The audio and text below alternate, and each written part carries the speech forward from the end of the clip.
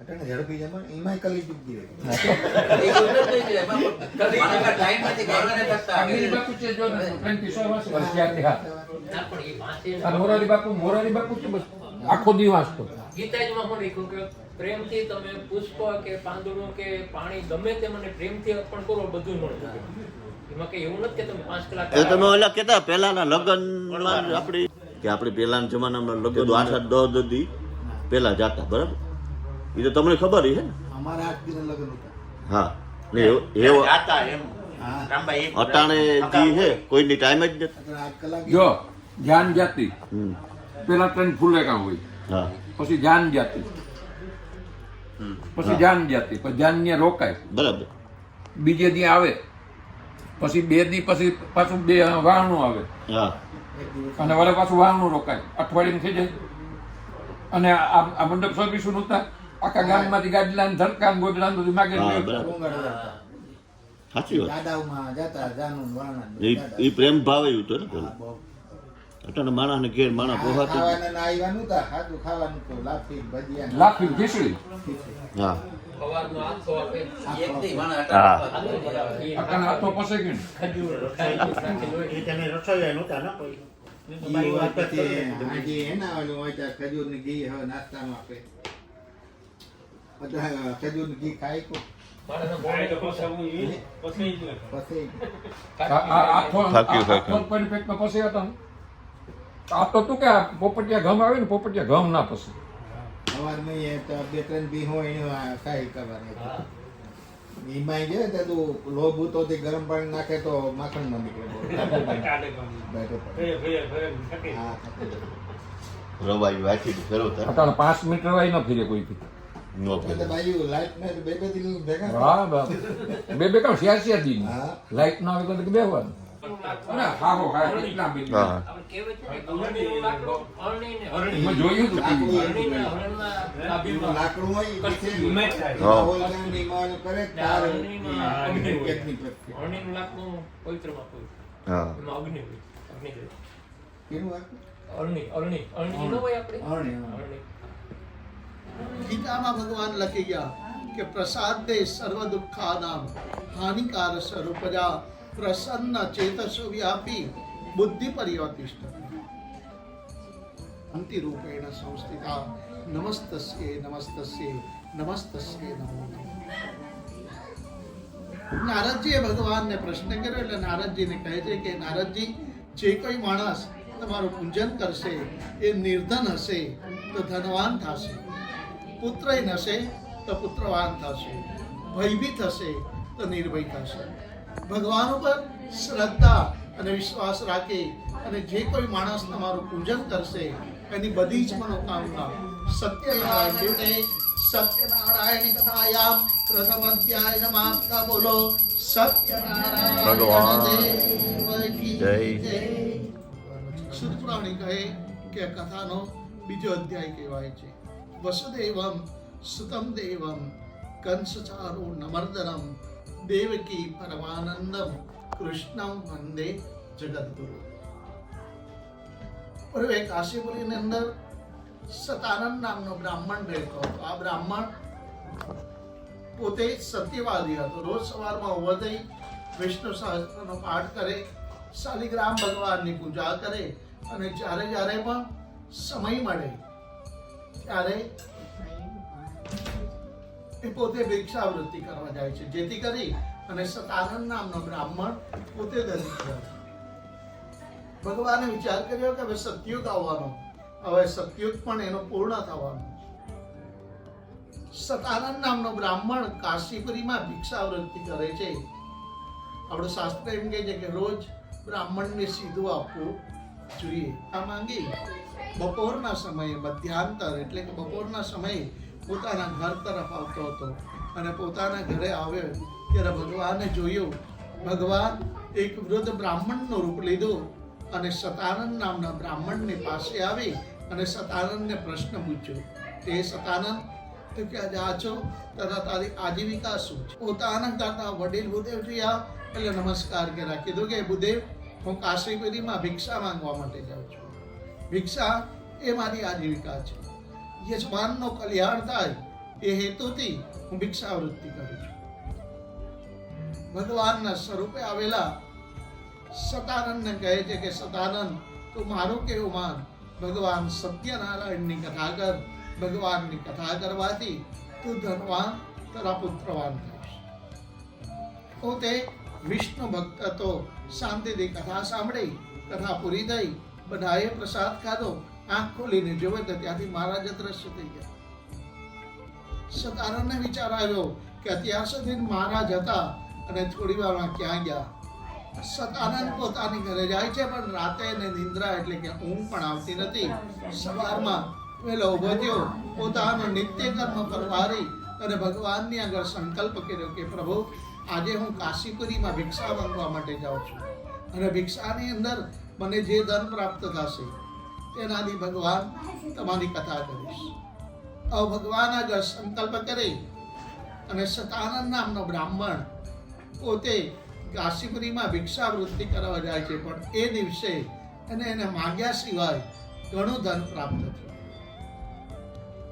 ઘણા પૈસા જેવા પૂજાની સામગ્રી ભેગી કરી સુશોભિત એવો મંડપ બનાવી ભગવાનની પૂજા કરવા માટે બેસે છે. ભગવાનની પૂજા પૂર્ણ કરી બધાને પ્રસાદ આપ્યો. સતાનંદને છેલ્લે પ્રસાદ ખાધો, પાણી પી ભૂદેવને નમસ્કાર કર્યા. કીધું કે ભૂદેવ, તમે આટલી બધી પૂજા કરો છો, આ પૂજા કરવાથી શું ફળ પ્રાપ્ત થાય? ત્યારે સતાનંદે કીધું કે આ પૂજા કરવાથી માણસ ધનવાન તથા પુત્રવાન થાય. સતાનંદે ભગવાનની આગળ બાધા લીધી કે પ્રભુ, હવે મહિનામાં 2 વખત તમારી પૂજા કરીશ. દર અમાસ તથા દર પૂનમના દિવસે. દર અમાસ તથા દર પૂનમના દિવસે ભગવાન સત્યનારાયણની પૂજા કરવા બેસે છે. એક પૂનમ ભગવાનની પૂજા કરવા માટે બેઠા હતા. એ સમયે લાકડાનો ભારો વેચનારો કઠિયારો ત્યાંથી પસાર થયો. એવો વિચાર કરી અને માથા પરનો ભારો ઓટલા પર મૂક્યો. શાંતિથી કથા સાંભળી, કથા પૂરી થઈ, બધાને પ્રસાદ આપ્યો. કઠિયારાએ છેલ્લે પ્રસાદ ખાધો. ભૂદેવને નમસ્કાર કર્યા. કીધું કે ભૂદેવ, તમે આટલા બધા ભેગા થઈ અને કઈ પૂજા કરો છો? અને તે સમયે કઠિયારો ભગવાનની આગળ સત્ય બોલ્યો કે પ્રભુ, આજે હું લાકડાનો ભારો વેચવા માટે જાઉં છું અને લાકડાની મને જે કિંમત મળશે તેનાથી ભગવાન તમારી પૂજા કરીશ. પૂજાની ઉત્તમ સામગ્રી ભેગી કરી અને કઠિયારો લાકડાનો ભારો લઈ લાકડાનો ભારો વેચવા માટે જાય છે.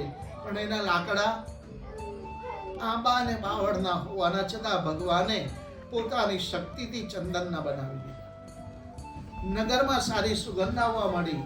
નગરજનો ભેગા થયા, કઠિયારાને બોલાવ્યો. કઠિયારાને કીધું કે કઠિયારા, તું આ લાકડા ક્યાંથી લાવ્યો? અને કઠિયારો કહે છે કે આ લાકડા હું જંગલમાંથી લાવ્યો. કઠિયારાએ જે કિંમત કીધી એની ડબલ કિંમત ગામના લોકોએ આપી. શું કામ? કે ગામના લોકોને ખબર હતી કે આ લાકડા બહુ કિંમતી છે.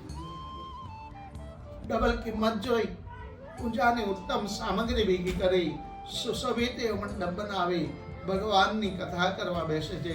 ભગવાનની કથા પૂર્ણ કરી બધાને પ્રસાદ આપ્યો. કઠિયારાએ છેલ્લે પ્રસાદ ખાધો. પાણી પી ભૂદેવને પોતાની શક્તિ પ્રમાણે દક્ષિણા અર્પણ કરી પોતાના ઘર સુધી મૂકી. કઠિયારા પર ભગવાન પ્રસન્ન થયા છે. અંત સમય જ્યારે છેલ્લો સમય આવ્યો ત્યારે ભગવાન એને મોક્ષ પદ આપે છે.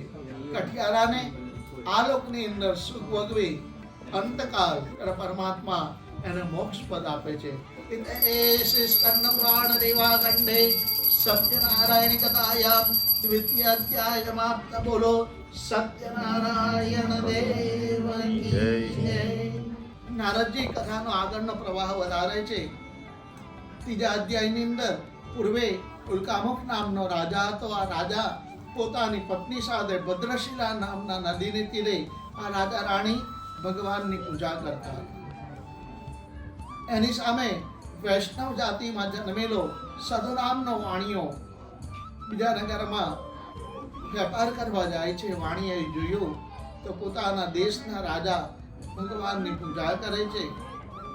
એવો વિચાર કરી અને વાણીઓ પોતે ભગવાનનું વ્રત કરવા બેસે છે.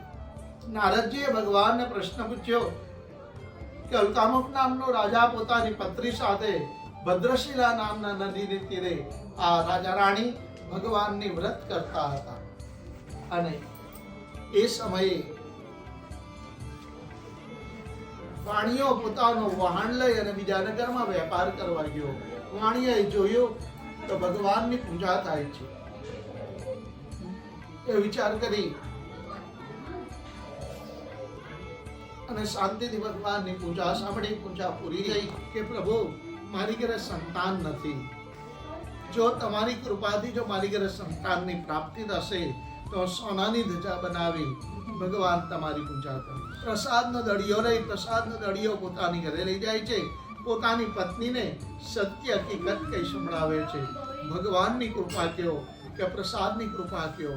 વાણિયાની ઘરે સારા દિવસો જવા મળ્યા એટલે વાણિયો આનંદમાં આવી ગયો કે ઘણા વર્ષો પછી ભગવાને મારી બાધા સાંભળી. કહેવાય છે સમયને જાતા વાર લાગતી નથી અને સમય કોઈનો રહેતો નથી. સાધુ વાણિયાની પત્નીએ 10મે મહિને એક ઉત્તમ દીકરીને જન્મ આપે છે.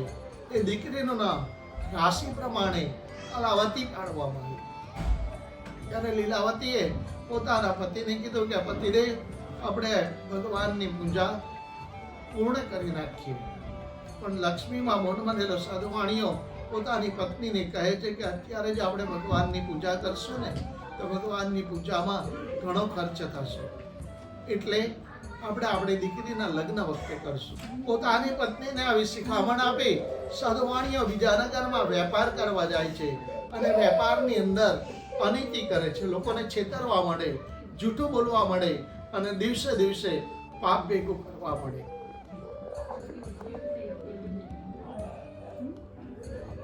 દીકરી કહેવાય છે કે સમય વર્તતે દીકરી લગ્ન લાયક થઈ છે. પોતાની દીકરીને જોઈ અને વાણિયાએ વિચાર કર્યો કે મારે મારી દીકરીના લગ્ન કરવા. સાધુ વાણિયો કાંચનનગરમાં જાય છે. કાંચનનગરની અંદર નાની ઉંમરવાળો ગુણવાન અને ધનવાન એક સાધુ વાણિયાના પુત્રને બોલાવે છે. સાધુ વાણિયો એની દીકરીના લગ્ન કરે છે, પણ એની દીકરીના લગ્ન કરતી વખતે પણ ભગવાનની પૂજા કરવાનું. જમાઈને પુત્ર સમાન માની શસ્ત્ર અને જમાઈ બંને ચંદ્રકેતુ રાજાના નગરની અંદર વેપાર કરવા માટે બેઠા. તેની સામે કુવાડિયાઓ ભગવાનની પૂજા કરતા હતા. વાણિયો પણ ભગવાનની પૂજા કરતો હતો. રાજા અને સસરો બંને જણા એ નગરમાં વેપાર કરવા માંડ્યા.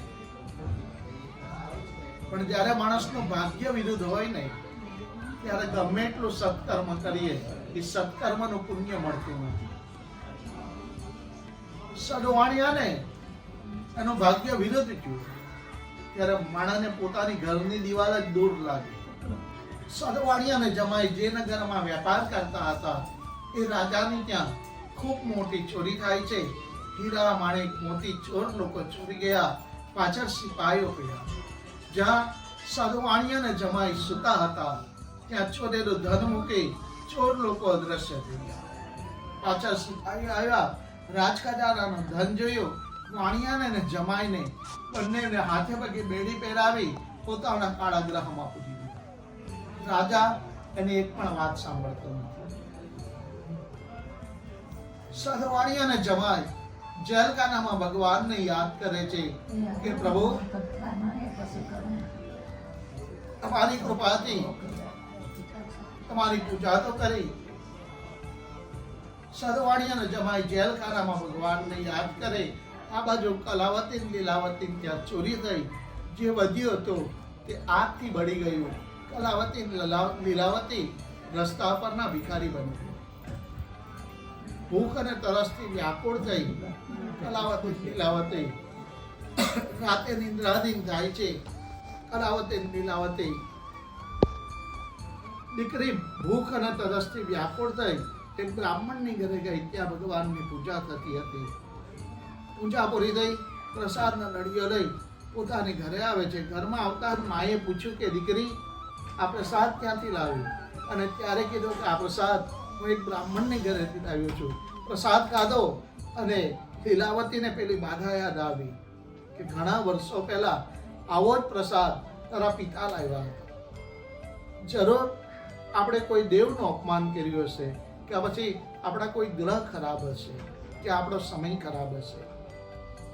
રાતે ભગવાનની આગળ બાધા લીધી કે પ્રભુ સવારમાં વહેલા ઊભા થશો એટલે પહેલા તમારી પૂજા કરીશ. જ્યાં સાધુવાણી અને જમાઈ સૂતા હતા એ રાજાને ભગવાને સ્વપ્ન બતાવ્યું કે સવારમાં સાધુવાણીયા તારા જમાઈને છોડી મૂકજે, નકર તારો રાજપાટ વિનાશ સર્વનાશ પામશે. ભગવાનને સપનામાં આવેલા જે સપનાની વાત સભાજનોને કઈ સંભળાવી, સભાજનોનો અભિપ્રાય મંગાવે. સાધુવાણીયાને ને જમાઈને બંનેને હાથે પગે બેડી ખોલી પોતાના સભામાં લાવ્યા. સભાની અંદર ખૂબ સારા વસ્ત્ર અલંકાર આપ્યા. વાણિયાને ખૂબ સારી શિખામણ આપી કે વાણિયા, તારાથી કોઈ દેવનું અપમાન થયું હશે, હવે તું નિર્ભય છું. વાણિયાનું જે ધન હતું ને એની કરતાં 4 ગણું ધન પાછું આપી વાણિયાની ને જમાઈની નૌકા ધનથી ભરી દીધી. વાણિયો ને જમાઈ પોતાના ઘર તરફ જવા નીકળે છે. ભગવાન એની પરીક્ષા કરવા આવ્યા.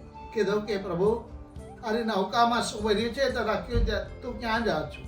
જેલની અંદરથી છૂટેલો સાધુવાણીઓ ભગવાનની મસ્કરી કરે છે. કહે છે કે બાવા તો અમારું ધન લઈ રહેવા માંગે છે, પણ અમારી નૌકામાં તો ભક્ત વિલા અને પાંગડા જ ભરેલા છે.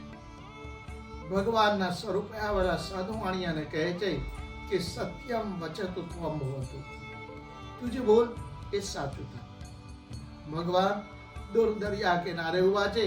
સાધુવાણીયાને ગયા જન્મનું કર્મ તપાસ્યો, ફરી વખત વેલા અને પાંદડાની જગ્યાએ ધન ભરી દીધો, પણ વાણિયાને પેલી બાધા યાદ અપાવી.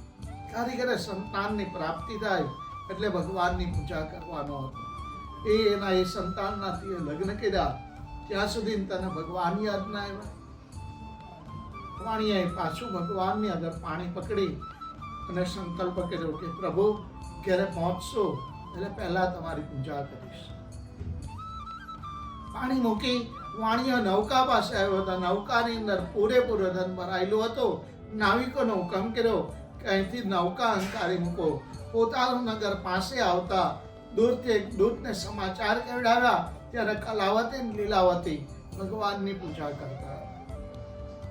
દીકરીને કીધું કે દીકરી, હું તારા પિતા તારા જમાઈના દર્શન કરવા જાઉં છું, તો શાંતિથી કથા પૂરી કરી પ્રસાદ ખાઈ અને પછી આવજો.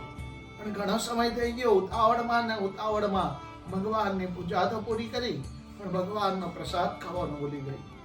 ભગવાનના પ્રસાદનું અપમાન કરવાથી સાધુવાણીયાની ને જમાઈની નૌકા પાણીમાં અદ્રશ્ય થઈ ગઈ.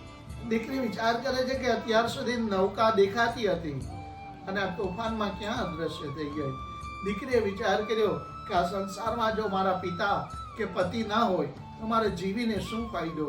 યજ્ઞકુંડ તૈયાર કરી યજ્ઞકુંડમાં બળી મરવા માટે તૈયાર થાય. ત્યારે ભગવાને આકાશવાણી કરાવી કે વાણિયા, તારી દીકરીએ ભગવાનની પૂજા કરી છે, પણ ભગવાનનો પ્રસાદ નથી ખાતો.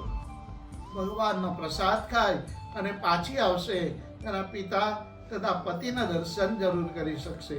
આકાશવાણીના શબ્દ દીકરીએ સાંભળ્યા. પોતાની ઘરે જાય છે. ખૂબ પ્રેમ અને ભાવથી ભગવાનનો પ્રસાદ ખાય અને પાછી આવે. ત્યારે વાણિયો ને જમાઈ દરિયાની નજીક આવી ગયા. દરિયાની અંદરથી ઉતરી પ્રથમ કરેલો સંકલ્પ પૂર્ણ કરે છે. એતે સ્કંદ પુરાણ રેવાખંડે સત્યનારાયણ કથાયામ ચતુર્થ સમાપ્ત. બોલો સત્યનારાયણ દેવ જય. આ કથાનો 5મો એટલે કે છેલ્લો અધ્યાય કહેવાય છે. આ છેલ્લા અધ્યાયની વિશેષતા એ છે કે જે કોઈ 4 અધ્યાય ન સાંભળે અને કથાનો 5મો અધ્યાય સાંભળે ત્યારે આખી કથાનું પુણ્ય પ્રાપ્ત થાય છે. પૂર્વે તુંગધ્વજ નામનો રાજા હતો. આ રાજાને શિકાર કરવાનો પણ શોખ હતો. ખૂબ પશુને માર માર્યા. એક વડલાના ઝાડ નીચે આરામ કરવા માટે બેઠો. તેની સામે ગોવાળિયાઓ ભગવાનની પૂજા કરતા. રાજાએ જોયું તો ગોવાળિયાઓ ભગવાનનું વ્રત કરતા હતા. રાજાએ વિચાર કર્યો કે હું તો સૃષ્ટિનો રાજા અને ગોવાળિયા, તેના હાથનો પ્રસાદ મારે કઈ રીતે ખાવો. ઘણા વ્યક્તિ એમ કહે ને મારા 11 હોય તો ભગવાનનો પ્રસાદ ખવાય. સત્યનારાયણ ભગવાનનો પ્રસાદ તમે કોઈ પણ વ્રત હોય તમે ખાઈ શકો.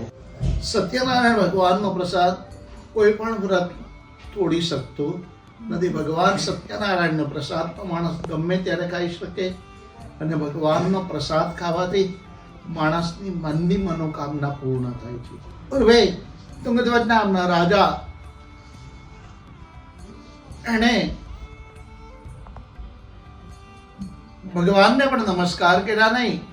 આ બાજુ ગોવાળિયાઓને વિચાર થયો કે આજે આપણી કથામાં આપણા દેશના રાજા આવ્યા, પ્રસાદનો દડિયો લઈ પ્રસાદનો દડિયો રાજા પાસે મૂકવામાં આવ્યા. પણ રાજાને મનમાં અભિમાન આવ્યો કે તો સૃષ્ટિનો રાજા અને આ ગોવાળિયા, તેના હાથનો પ્રસાદ મારે કઈ રીતે ખાવો. આ રાજાએ ભગવાનને પણ નમસ્કાર કર્યા નહીં, પ્રસાદને પણ નમસ્કાર કરતો નથી, અને અભિમાનમાં ને અભિમાનમાં પોતાની ઘરે ગયો એટલે એને 100 દીકરા નાશ પામ્યા. જે વધ્યું હતું એ બીજા રાજાએ લઈ લીધું. આ રાજા જે નગરનો રાજા એ નગરનો ભિખારી બની ગયો. પછી આ રાજાને આજુબાજુમાંથી ઘરકામ કરી અને પોતાનું જીવન ચલાવવા માંડ્યો. આ રાજાને ઘણા વર્ષો પછી એક બ્રાહ્મણના ઘરેથી ભગવાનનો પ્રસાદ મળ્યો. પ્રસાદ જોયો એટલે રાજાએ વિચાર કર્યો કે આવો જ પ્રસાદ મને પેલા ગોવાળિયાઓએ આપ્યો હતો. જરૂર મેં કોઈ દેવનું અપમાન કર્યું છે, અથવા તો મારો કોઈ ગ્રહ ખરાબ છે.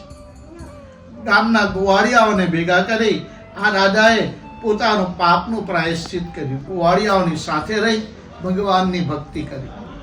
ગોવાળિયાના હાથનો પ્રસાદ ખાય આ રાજાએ જે ગુમાવ્યું હતું એ ફરી વખત પ્રાપ્ત થઈ. પછી તો છેલ્લા સમય સુધી ભગવાનની ભક્તિ કરી પરમાત્માએ એને મોક્ષ પદ આપવો પડ્યો. જેને જેને ભગવાનની કથા કરી એનો બીજો જન્મ કયો હતો તે કહે છે. પૂર્વે સતાનંદ નામના બ્રાહ્મણે, પહેલા અધ્યાયમાં સતાનંદ નામના બ્રાહ્મણે ભગવાનની કથા કરી. એ બીજા જન્મની અંદર સુદામા નામે બ્રાહ્મણ છે. જેના મિત્ર કૃષ્ણ ભગવાન, જેની પાસે સોનાની દ્વારકા, પણ સુદામાએ કોઈ પાસે માગ્યું નહીં. ભગવાને મૈત્રતાના બદલામાં સુદામાને મોક્ષ આપવો પડ્યો. કથાના બીજા અધ્યાયમાં કઠિયારાએ ભગવાનની કથા કરી. એ બીજા જન્મની અંદર કેવટ નામે રાજા થાય છે. જ્યારે રામચંદ્ર ભગવાન વનમાં ગયા ત્યારે ભગવાનને ગંગા નદી પાર કરાવી ભગવાન એને પણ મોક્ષ પદ આપે. કથાના ત્રીજા અધ્યાયમાં ઉલ્કામુખ નામના રાજાએ ભગવાનની કથા કરી. એ બીજા જન્મની અંદર સ્વયંભૂ મયુરધ્વજ નામે રાજા થાય. આ રાજા પાસે ભગવાન અડધું શરીર માંગવામાં આવે છે. ભગવાનને આવેલા જોયા, પોતાના શરીર ઉપર કરવટ મિલાવી ભગવાનને અડધું શરીર ભિક્ષામાં અર્પણ કરે છે.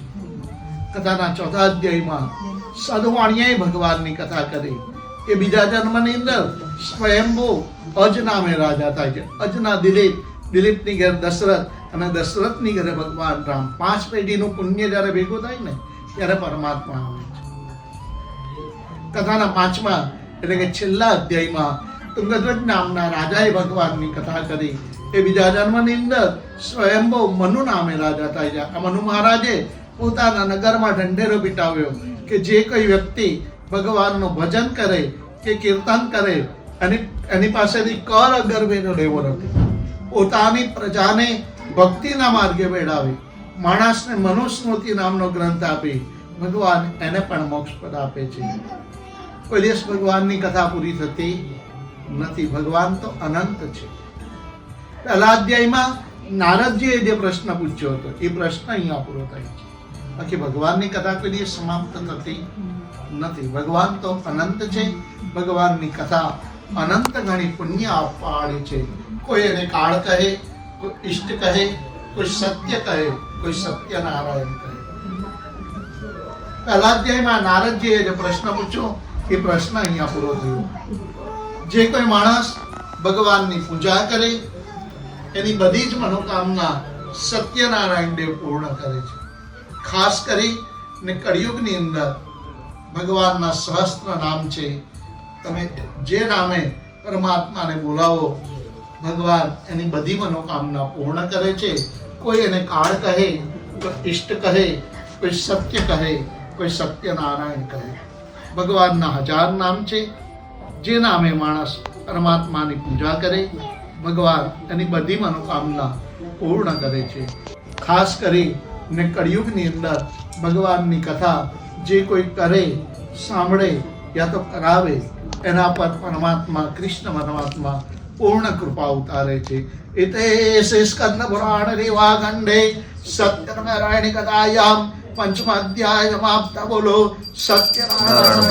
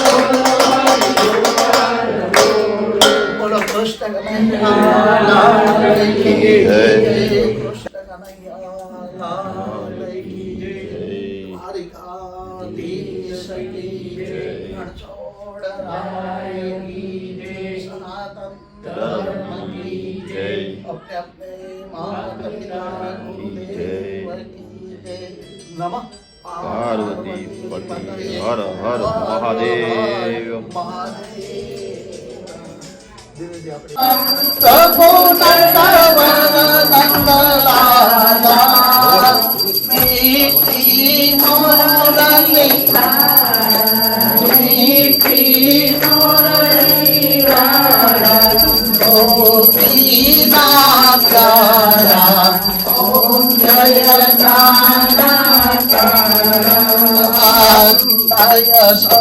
યશોદાયે વૈકુંઠ ઉતારી વાલે વૈકુંઠ કાલિયા મરદન કીધા કાલિયા ગાયો ને ચારી ઓમ જય કાના કાના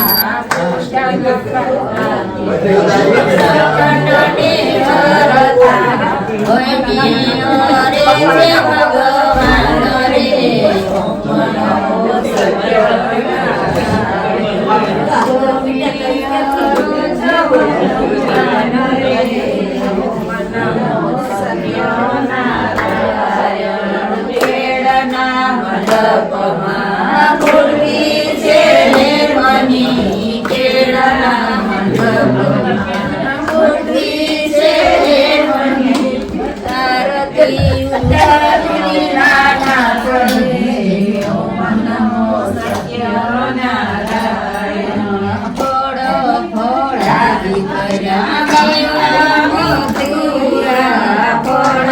માતાજી રજ કરતા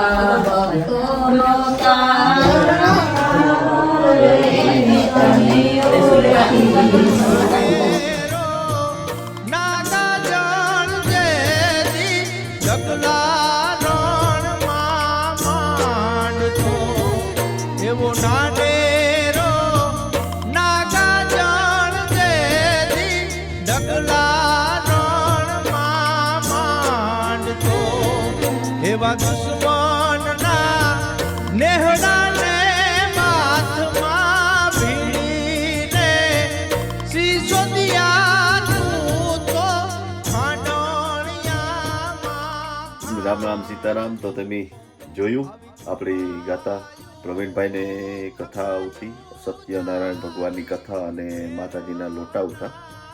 તો આપણી હે ને મોડું થતું હતું, ભાણે ઘેર આવ્યો હતો એને મૂકવા જાઉં હતું એટલે સત્યનારાયણ ભગવાનની કથા આપણે તમને સંભળાવી અને મેં લાભ લીધો, પ્રસાદી લીધી અને પછી ત્યાંથી આપણે નીકળી આવ્યા.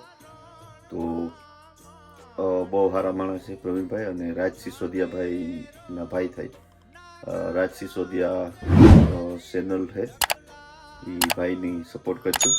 આપણા મેરેજ છે, ભગવાનની કથા એન્જોય કરજો અને જૂની વાતો મસ્ત મસ્ત મજા આવી હોય તો લાઈક શેર કરજો બધાની. આપણા મેરની જૂનવાની વાતો એ બહુ વડીલ બધા બેઠા હતા તો એના મોહીથી આપણે સાંભળી. હાલો તો આજનો વ્લોગ એટલું જ રાખીએ, પાછું હું નવું કંઈક લઈને આવ્યું. તમે તમારું ધ્યાન રાખજો. જય માતાજી, જય શ્રી રામ, જય હિન્દ, જય ભારત.